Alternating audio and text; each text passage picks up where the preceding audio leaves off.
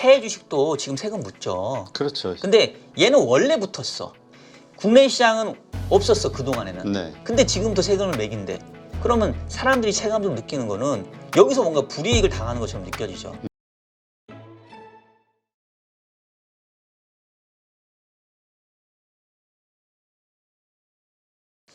자, 지금 금투세 관련해서 지금 뭐 말이 많아요. 일단 네. 뭐 다들 인정하는 것은 이제 금투세를 과연 내년도에 실행할 수 있겠느냐. 이건 실행을 못 한다. 이제 남은 건 유예냐 폐지냐 이것인데 결국 이것이 어쨌건 정치권에서 이제 딱 결론이 내려지는 그 순간 우리 증시는 어떻게 반응할 것이냐. 이게 또 많은 분들의 관심사인 것 같아요. 네네. 근데 이제 그 전에 대표님 보시기에 금투세가 강행될 가능성은 없다고 보십니까? 저는 그렇다고 봐요. 정치인들 입장에서는 그건 어마어마한 네. 후폭풍을 네. 불러일으킬 것이기 때문에 네. 나부터도 가만히 안 있을 것 같은데. 근데 이제 그러니까 물론 저도 그 가능성 낮다고 보는데 이제 뭐가 걸리는 부분이냐면 지금 다음 선거가 언제인지 아세요? 그다음에 이제 대선인가요? 그렇죠. 3년 아마 후? 총선은 최근에 있었고 그러면 대선이면 2년 뒤 3년 뒤입니다. 2, 3년 예, 후죠. 예. 그러니까 그 얘기는 뭐냐면 이건 이제 뭐 정치적인 내용을 떠나서 뭐 어떤 특정 당의 그런 부분을 떠나서 표심이 별로 중요하지 않다. 중요하지 않은 시기예요, 지금은. 왜냐하면 이게 만약에 당장 뭔가 선거가 있었다고 한다면 즉각적으로 반응할 수 있겠죠. 2년 정도면 충분하죠.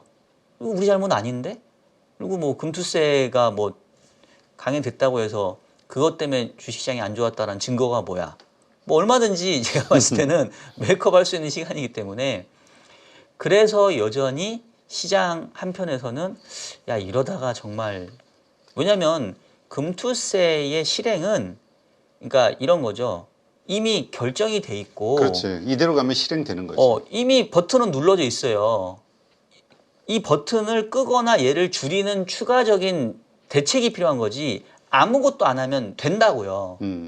그러니까 뭘 해야 되는 상황인데 그냥 뭘 하는 거랑 아무것도 안 하는 거랑 뭐가 쉽냐는 거죠. 그렇지. 아무것도 안 하는 게 제일 쉽죠.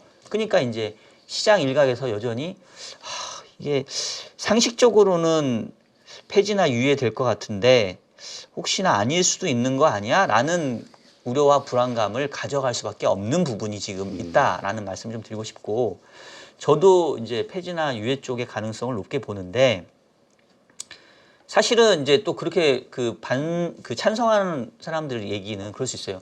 아니 그러면 금투세 폐지하면 주가가 올라? 그거하고 뭔 상관이야? 뭐 이럴 수 있죠. 근데 우리가 이제 어떤 변수의 영향력을 온전히 발라낼 수는 없어요. 왜냐하면 그 시장을 둘러싸고 있는 그 변수들이 워낙 다양하기 때문에 예를 들면 금투세를 폐지해줬는데 마침 재수없게 그 시기에 아까 우리가 얘기했던 트럼프가 막 한국의 어떤 산업이나 이런 거에 대해서 부정적인 얘기를 했다. 예를 들면 미국 주가가 뭐 지금 사실은 미국 주가는 3대 지수가 모두 신고가를 갱신했으니까 밸류에이션상에서 너무 부담되는 가격이 와서 얘가 조정받았다. 그러면 금투세 폐지했다고 한국 시장이 가겠냐고요. 그러면 야 봐봐라. 금투세 폐지하거나 유예했는데도 주가가 빠지지 않냐. 그러면은 그냥 하는 거랑 안 하는 거랑 무슨 차이냐. 이렇게 얘기하면 사실 할 말이 없단 말이에요. 그렇지. 그래서 이제 결과론적인 걸로 얘기하는 거는 제가 봤을 때는 맞지 않고 근데 이제 그런 거죠. 우리가 이제 어떤 시장이 있는데 우리가 그 주식이 아니라 그냥 물건을 파는 시장이에요. 뭐 서울에도 그 전통시장이 뭐 여러 군데 있잖아요. 뭐 동대문도 있고 뭐 어디 마장동도 있고 뭐 이런 시장이 있는데 어느 시장에서는 가면은 예를 들면 뭐 시식 코너에서 뭐 시식도 하나 더 주고 문 앞에서 뭐 할인권도 좀 나눠주고 뭐 이런 시장이 있어. 상인들도 너무 막 친절하고 네. 이런 시장이 있는 반면에 어느 시장은 입구에 들어가려고 하니까 야 저기 좋은데 환영합니다. 오긴 오는데 여기 이제 물건 사시고 가실 때 여기 저기 통행세는 좀 내고 가셔야 돼. 응? 그러니까 안 사시면 안 내도 되는데 많이 사시면 어느 수준 이상 사시면 좀 뭐 통행세 좀 내셔야 돼. 뭐 예를 들면 이렇다고 치면 네. 어느 시장을 가겠냐는 거예요. 그렇지. 그러니까 투자하는 입장에서 내가 투자에 호의적인 시장이 있고 투자자에게 뭔가 조금 기분 나쁘게 하는 뭔가 배척하는 시장이 있다고 한다면 시장 참가자들은 너무 단순하거든요. 아니 내가 굳이 왜 이런 대우를 받아가면서 내가 왜 이 시장에서 투자를 해야 돼? 설령 내가 이 시장에서 돈 벌 거리가 있다 하더라도 내가 그렇죠. 이것보다 더 좋은 시장이 있는데 그러니까 지금 상황은 이런 거예요. 그렇죠. 그리고 물론 그러니까 그게 이제 결국은 이제 해외 주식과 국내 주식인데 해외 주식도 지금 세금 묻죠. 그렇죠. 근데 얘는 원래 붙었어. 원래부터 있었죠. 원래 지금 붙어 있었던 거니까 사람들이 느끼는 민감도는 원래 붙었어 시장인데 국내 시장은 없었어 그동안에는. 네. 근데 지금부터 세금을 매긴대. 그러면 사람들이 체감적으로 느끼는 거는 여기서 뭔가 불이익을 당하는 것처럼 느껴지죠. 그럼 같은 값이면 아이 뭐 국내 시장에서 뭐 지지고 볶고 하고 있어. 요즘 해외 주식 투자하기가 너무 좋아졌거든요. 그렇죠. 편하지. 네. 그리고 그러면 수익률도 훨씬 좋고. 수도 좋고 매력적인 그러니까 더군다나 물건도 매력적인 물건이 더 많아. 아니 그리고 그것을 파는 어떤 네. 시스템 아니면 예. 상가, 네. 가게 너무나 최첨단인 거야. 거기에서는 절대 불량식품이 나올 수 없다라고 없죠. 네. 믿을 수 있는 근거들이 너무 많아. 그렇죠. 그것도 중요하죠. 이거 판매하는 사람이 이거 짝퉁인데 막 진짜처럼 속여 파는 것 같고 뭐 단가가 뭐 500원인데 막 5,000원을 속여 파는 리스크가 있는 시장이랑 이쪽 시장은 말씀대로 너무 투명하고 그런 일이 있으면은 막 얘는 쫓겨나고 그래서 감히 그럴 어떤 그 흔히 말하는 대주주가 뭐 장난질을 치고 뭐 이런 쪽에 리스크가 나자라고 하면 당연히 투자자는 그 시장으로 갈 수밖에 없죠. 그렇죠. 근데 옛날에는 내가 저 시장으로 가기가 힘들었다는 거예요. 왜냐하면 국내하고 해외하고 거래 시간도 다르고 뭐 복잡하고 이랬는데 그거를 누가 되게 편하게 해줘 버리니까 이제 예를 들면 셔틀버스가 지금 생겨버린 거죠. 그렇지. 그러면 내가 여기에서 왜 지지고 볶고 있냐. 음. 그게 지금 사실은 그 국내 시장의 수급상에서의 가장 큰 문제이고 왜 외국인이 팔면 힘없이 밀리느냐. 외국인이 팔면 제로섬이니까 누군가 사줘야 되는데 누군가 사줄 애가 없어. 국내 개인들도 다 해외 가서 플레이를 해. 그렇지. 그러니까 이거 그러니까 금투세만의 문제는 아니에요. 그렇죠. 이건 뭐 우리 소위 이제까지 계속 얘기해 왔던 코리아 디스카운트의 문제죠. 그렇죠. 예. 근데 이제 제 얘기는 뭐냐면 하물며 그런 단점이 있는 시장인데 우리가 선택할 수 있는데 여기다 대고 왜 또 단점을 추가시키냐. 굳이 지금 이 시국에 뭔가 좀 할인 쿠폰도 나눠주고 뭐 좀 이렇게 뭔가 서비스를 줘도 우리 시장에 와서 거래를 할까 말까인 사람한테 왜 자꾸 나갈 만한 명분만 주냐, 왜 그렇죠. 지금이냐라는 이제 항변을 할 수밖에 없는 거죠. 맞아요. 근데 저도 기억하는 게 올 초에 정부에서 밸류업 그 프로그램 딱 만들고 정책을 밀어붙이겠다 강한 의지를 보였을 때 네. 외국인들이 엄청 샀어. 샀잖아요. 그래서 주가도 쫙 올라가고 네. 그다음에 물론 실망해서 쫙 매도하고 지금 네, 빠져나가고 있지만 그러니까 결국 이 금투세 이것이 만약에 폐지가 되거나 이랬을 때 그러면 이제 그렇게 나갔던 사람들 큰 손들이 다시 들어올 수 있을까? 올해만 보니까 10월 중순까지 한 33조가 추가로 나갔다고 하던데 미국 네네. 쪽으로. 네. 네. 그러니까 뭐 그들의 마음이 바로 동할지 안 할지는 사실 잘 모르겠어요. 왜냐하면 아까 그랬던 것처럼 그럼 한국 금융시장이 금투세만 폐지해주면 갑자기 매력적인 시장으로 변하냐? 그렇죠. 그렇진 않잖아요. 상법 개정까지 해야지. 그러니까 다른 것들도 다 있기 때문에 이제 함께 맞물려서 이제 가야 되는 건데 그래도 그것만 놓고 보면 그래도 금투세가 있는 것보다는 없는 게 좀 낫겠죠. 그렇죠. 예. 왜냐하면 어쨌든 현재의 그 기업의 주가의 밸류에이션을 보게 되면 그냥 단순하게 삼성전자만 놓고 봐도 그 포워드 PR이 PBR이 1배 정도밖에 안 돼요. 그러면 삼성전자가 가지고 있는 자산 다 팔면 그게 시가총액 같다는 건데 청산가치랑 시가총액이랑 지금 같다는 얘기인데 그렇죠. 주식회사가 청산가치하고 이 시장가치 같다는 얘기는 이거는 말도 안 되거든요. 물론 PBR이 0.3배, 0.2배인 뭐 은행지 있죠. 근데 이거는 이제 그 다른 얘기고 여긴 규제 산업이고 이제 이런 게 있으니까 그런 거고 그만큼 이제 밸류 현상에서 싼 가격대는 분명히 있기 때문에 뭔가 살짝만 이렇게 좀 건드려 주면 저는 돌아올 수 있는 유인은 좀 만들어 줄 수 있지 않을까. 근데 그 모든 게 금투세로 해결된다? 이렇게 얘기하는 것도 또 너무 과한 거죠. 아니 금투세는 이제 시작이고 그다음에 우리가 이것이 해소되면 우리는 계속 그걸 부르짖고 있거든요. 그 다음엔 네. 또 모든 개인 투자자들의 화력을 네. 상법 개정으로 집중을 해서 네네. 그들을 믿고는 안 된다. 음, 음, 음. 이거 또 세월 내월 언제 될지 모른다. 우리가 네네. 또 이렇게 막 징징거리고 막 떼쓰고 그다음에 강력하게 막 요구해서 이것도 마저 통과시켜야 된다. 이렇게 이제 주장을 하는 거죠.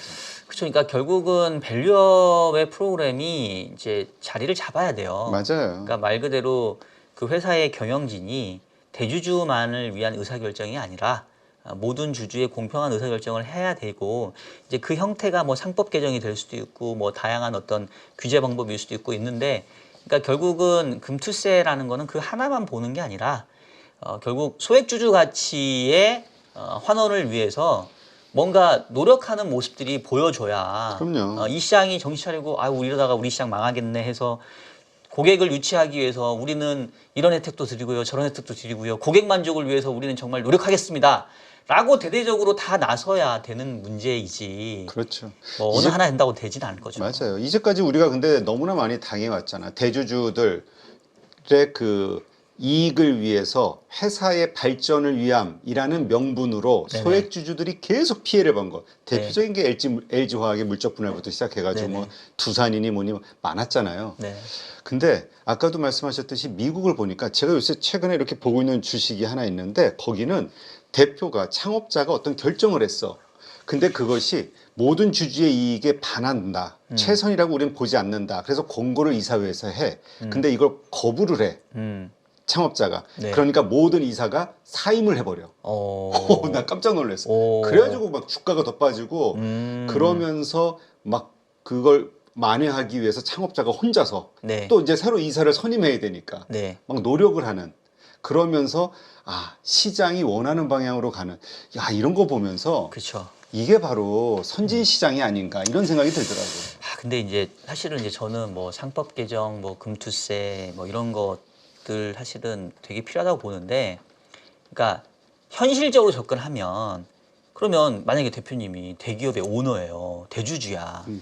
근데 갑자기 막 상속세 개편하고 막 그러면 그 상법 개정하고 그러면 무슨 또 그 어떤 그 동기를 느낄 수 있냐면 이 나라에서는 내가 사업 접어야 되겠다. 이런 거 저런 거 신경 안 쓰는 딴 데로 그냥 다 빼돌려야겠다.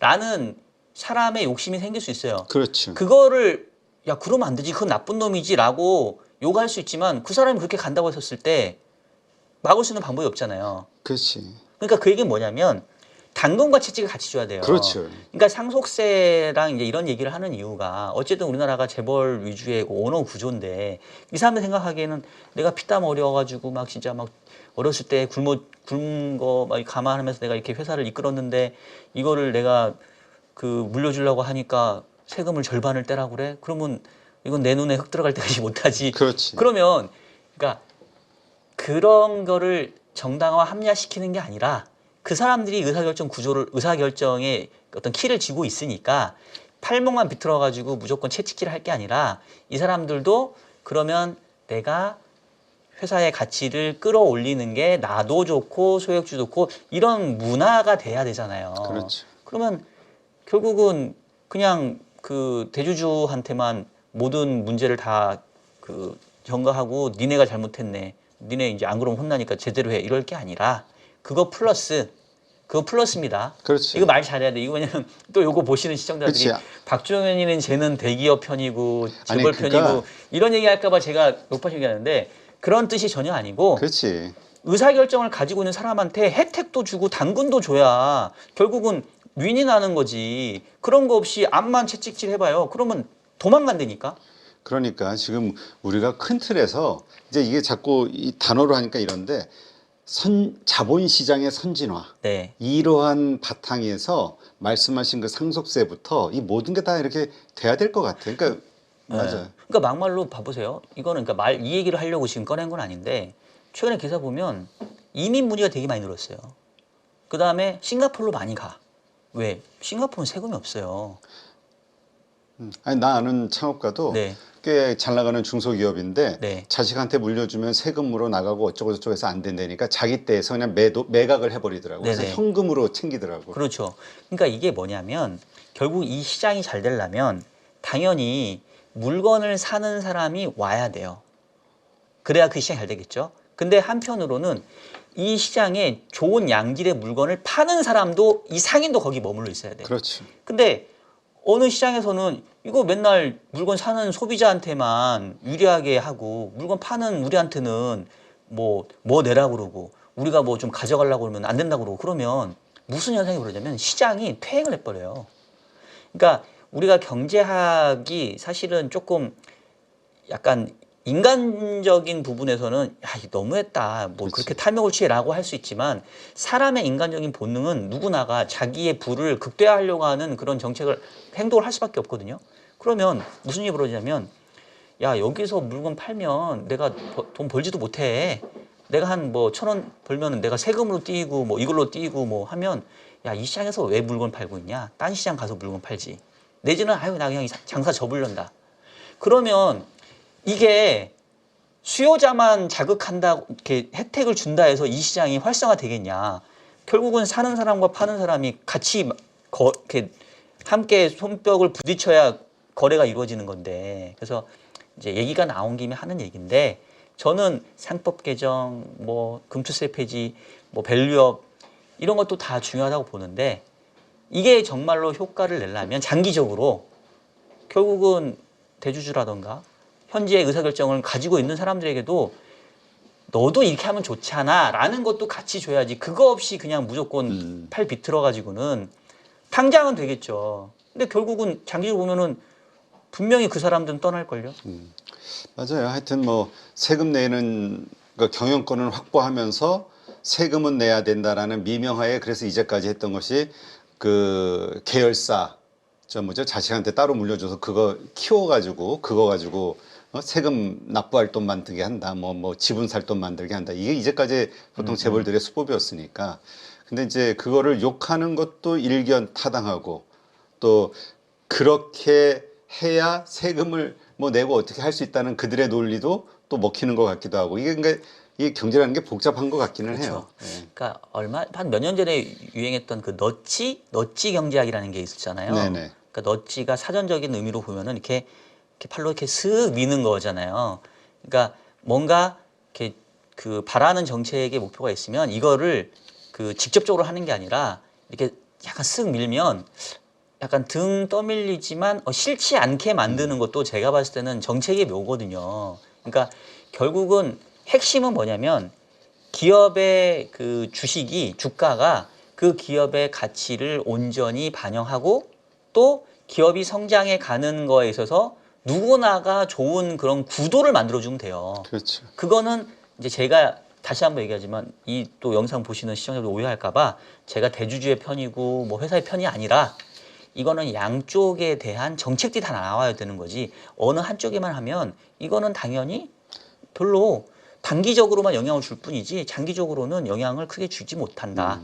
그런 측면에서 균형적인 정책이 필요하다는 말씀을 드린 거니까 네. 오해 없으시기를 다시 한번 다 바라겠습니다. 이해하실 거예요. 네. 하여튼 이제까지 너가 그랬기 때문에 이랬잖아. 이랬기 때문에 그런 거야. 이러고 다 과거 일단 묻고 네. 지금서부터 어떻게 미래지향적으로 바꿀 수 있느냐. 그것이 전체 1,400만 개인주주, 개인 투자자들 네. 아니면 더 나아가서 모든 대한민국의 국민이 이 금융을 통해서 부를 증가시킬 수 있는 그러한 큰 틀에서의 방향 전환이 그렇죠. 되는 게 가장 중요한 거죠. 그렇죠. 네. 그리고 기업 경제도 살고 네. 1,400 요새 그런 말들 하시는 분들이 많더라고요. 1,400만 투자자 가운데서 1,000만 명의 손실 보고 있다라는 이게 말이 되냐? 이런 시장이 이런 시장에서 돈을 거두겠다고 하는 게 말이 되냐? 네. 이런 얘기하는데 뭐 별로 거기에 반박할 말이 별로 없어요. 아니 뭐 왜냐면 1,400만 중에 어쨌든 간에 삼성전자를 기본적으로 깔고 가는 뭐 그 투자자가 많으니까 뭐 지금 삼성전자가 지금 뭐 지금 몇십 주 내 최저가를 갱신하고 있으니 뭐 그렇죠. 맞는 얘기일 겁니다. 예. 자, 그렇다면 이제 우리 증시의 현재 어쨌든 이러한 요소들 외에 또 불안 요소로 있는 것이 환율이죠. 네. 이 환율 때문에 외국인 투자자들이 과연 들어올 수 있겠냐 하는 걱정, 이 부분은 어떻게 봐야 될까요? 여기에 대해 미국 채권도 있고 네, 금리 네. 상승. 뭐 앞서서 잠깐 좀 언급을 하긴 했는데 사실은 이제 외국인 투자자 입장에서 환율은 그러니까 내가 예를 들면 한국에 투자하고 싶다, 한국 주식에 투자하고 싶다라고 하면 적어도 한국 원화가 약해지지는 않아야 되거든요. 왜냐하면 주식 투자할 때 환해지를 하고 들어온 경우는 거의 없어요. 그럼 결국은 아니, 환으로 먹을 생각은 없는데 저도 깨지진 말아야지. 그렇죠. 내지는 여기서 환까지 먹으면 더 좋고 뭐 이런 거거든요. 근데 지금 원달러 환율이 뭐 오늘 지금 장중이라 제가 그 현재 그 가격을 못 보고 있는데 뭐 1480, 1380, 뭐 90 뭐 이럴 그렇죠. 건데 90원 가까이 돼도 85원 전후로 왔다 갔다. 그 우리나라에서 그 역사적으로 1,400원의 환율을 넘어간 적은 딱 3번밖에 없어요. 첫 번째가 90년도 외환위기 때 2,000원 정도 갔고 그다음에 그 2008년도 그 미국 서프라이 금융위기 때 1,600원 갔었고 그다음에 2023년인가 미국이 뭐 자이언트 스텝 하면서 금리 막 금리 올릴 때 그때 1,400원 살짝 넘어갔었거든요. 그 3번의 경우를 제외하고는 대부분 1,400원 아래였어요. 그러니까 그 얘기 뭐냐면 지금 1,390원대 환율은 역사적인 레인지 상에서 봤을 때는 되게 원화 가치가 싼 영역이에요. 그럼 반대급부로 외국인 입장에서는 아, 이 정도면 원화는 싸질 만큼 싼 거 아니야? 그리고 주가도 뭐 삼성전자를 자꾸 얘기하는 이유는 외국인들이 어쨌든 그 대한민국의 포트폴리오를 어느 정도 세팅할 때는 기본적으로 삼성전자를 깔고 갈 수밖에 없어요. 왜냐하면 시총 베이스로 갈 수밖에 없으니까. 근데 삼성전자도 지금 5만 원대야? 그러면 얘를 이른바 외화 환산 주가로 보면은 엄청 쌀걸요 지금? 그렇죠. 예. 그래서 가격적인 메리트는 제가 봤을 때는 좀 어느 정도는 확보돼 있다고 봐요. 근데 이제 트리거라던가 모멘텀이 없으니까 이제 이런 건데 그래서 지금 환율은 저는 좀 양면성이 있다고 봅니다. 지금 원화가 약해졌지만 한편으로 생각해 보면 그랬기 때문에 외국인 입장에서는 되게 많이 싸졌네 라고 쳐다볼 수 있는 그런 환경도 됐다. 이런 생각이 좀 들고 그래서 이제 아까도 잠시 얘기했습니다마는 바라건대 트럼프가 어쩔 수 없이 이제 뭐 그들의 선택이니까 된다고 하면 어쨌든 간에 미국이 옛날에는 잘 되면 미국 경제가 잘 됨으로 인해서 발생하는 부가 100이면 미국이 한 60을 먹고 나머지 40을 이제 그 이외의 국가들이 나눠 먹는 세상이었다면 지금은 제가 봤을 때 한 80, 90을 미국이 먹고 그렇죠. 나머지 10, 20을 이제 진짜 쪼개 먹는 시장이 돼버렸거든요. 근데 그래도 미국이 어쨌든 성장을 해서 나눠 먹는 그 뭔가라도 있는 게 낫지. 미국이 성장을 후퇴하고 얘가 주가가 폭락해가지고 우리까지 그 부담을 지는 것보다 낫단 말이에요. 그렇죠. 그래서 일단은 그렇게 되시고 바라건대 그랬었을 때 트럼프가 뭐 어떤 형태로든지 좀 강달러에 대해서는 좀 싫다.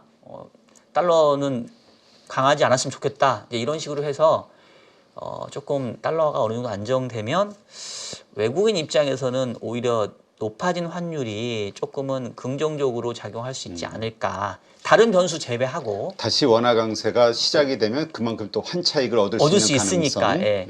근데 이제 구조적으로 대신 원화가 옛날처럼 많이 강해지기는 어려울 겁니다.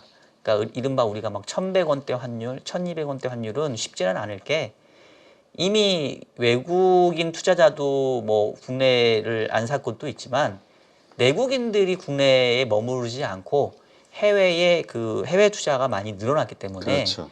이른바 그 달러의 유출이 크게 보면은 이제 무역 수지가 있고 그다음에 포트폴리오 투자 수지라 해가지고 흔히 말해서 이제 주식 채권 해외 거 사냐 안 사냐 이제 이 부분인데 지금 우리나라는 앞서서 대표님도 얘기했던 것처럼 국내 투자자가 해외로 나가는 자금이 지금 계속 늘어나요.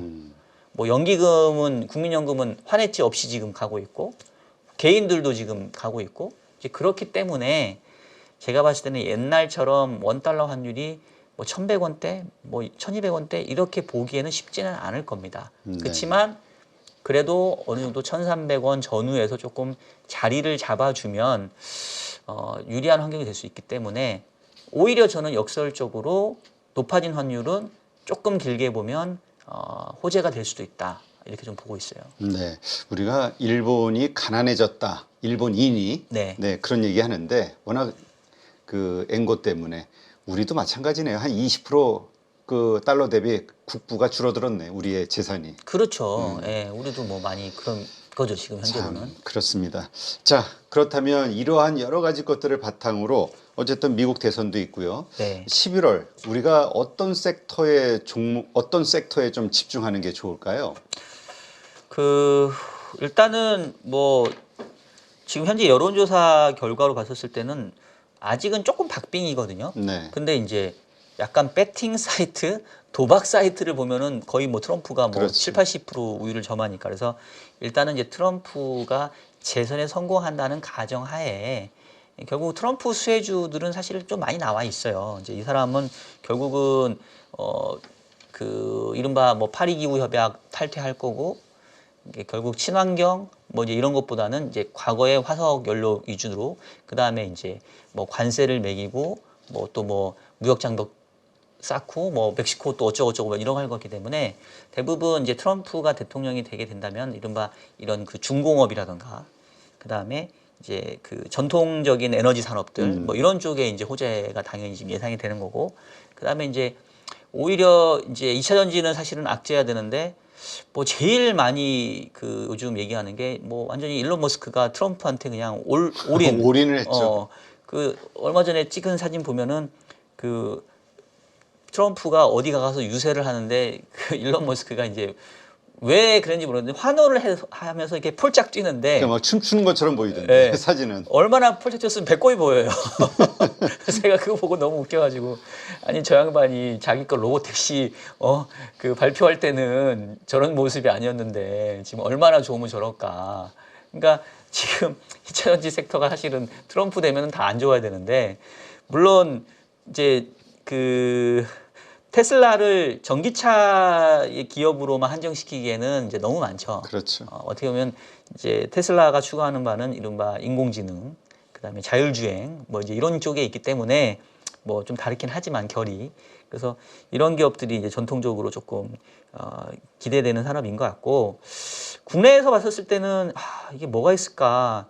반도체도 제가 봤을 때는 지금 뭐 칩스법 그 잘못된 예. 거 다 지금 하고 있으니까 그것도 어려울 것 같아요. 반도체도. 2차 전지도 그렇고, 자동차도 아까 얘기했던 것처럼 이제 대미 무역 흑자가 많이 쌓여가지고 오히려 이게 돌맞을 가능성도 있어 보이고, 그러면 오히려 트럼프가 대통령이 되면 사실 이게 좀 되게 암울한 전망인데, 저는 트럼프에 대해서 가장 우려하는 바가 뭐냐면 약간 옛날에 그 원시 시대로 돌아가는 느낌? 그냥 양육 강식의 느낌? 그냥 강한 자가 약한 자를 탈취하고 그러는 부분에 대해서 별로 그렇게 이게 뭐가 어때서 라는 느낌? 그리고 니네가 우리의 보호가 필요로 하다고 하면은 그에 따른 대가를 내라. 이거 그냥 어디 시골에 이 불량배들이 그냥 그 삥 뜯는 거하고 별 차이가 없거든요. 그냥 가게세 내. 우리가 니네 보호해 주니까 보호비 내. 이거하고 똑같잖아요, 솔직히 얘기하면. 그렇죠. 그러면 이제 무슨 일이 벌어질 수 있냐면, 지금도 세계에서 지금 2개의 전쟁이 지금 치러지고 있잖아요. 그리고 하물며 이 사람은 그 뭐 나토 국가도 회비 안 내면 뭐 상대방 국가가 여기를 공격하는 거를 뭐 유도하는 듯한 발언을 한단 말이에요. 그럼 결국은 뭐냐면 내 나라는 내가 스스로 지켜야 될 수밖에 없겠다. 그렇죠. 그럼 방산, 방위 산업 방위비 자체를 다 늘리려고 하지 않을까요? 그래서 뭐 그래도 우리나라가 또 방산에서는 요즘 일가견이 있으니, 그렇지. 저는 아무리 생각해봐도 야 이거 흡세는 이거 방산밖에 없는 거 아니야? 사실 저는 그렇더라고요. 다른 거는 이 사람이 어떤 얘기를 할지가 이제 저도 좀 궁금하니까 들어봐야 될 것 같은데, 그냥 확실한 건 야 이거 서로들 무장하려고 난리를 하겠다. 이런 생각이 저는 딱 들더라고요. 네, 알겠습니다. 하여튼 뭐 앞으로 대통령의 당선이 누가 되느냐, 그리고 당선되고 나서 어떠한 정책들, 로드맵을 내놓느냐에 따라서 네, 또 여러 가지 변동이 있지만 현재 시점에서는 가장 좋아 보인다. 네, 이렇게 이해를 하겠습니다. 네, 참 이러한 모든 것들이 결국은 아까도 말씀드렸듯이 그 증시에 대한 불확실성 요소이고 이것이 결국 우리가 리스크 관리를 해야 될 이유가 아닐까 이런 생각이 듭니다. 자, 오늘 여러 가지 경제 부분 이슈들을 다루면서 짚어봐 주신 IBK 연금보험 박종현 부장님 고맙습니다. 네, 감사합니다.